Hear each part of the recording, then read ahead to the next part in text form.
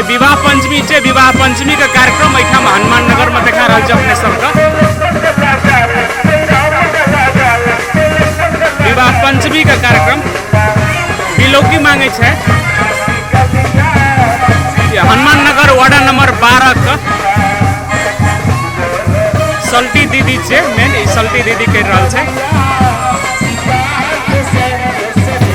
सब साल सब करे छे आयोजना पूरा बाजार भर परिक्रमा करे छे बिलौकी मांगे छे तकर बाद जे जते विध है छे विवाह का सब करे छे।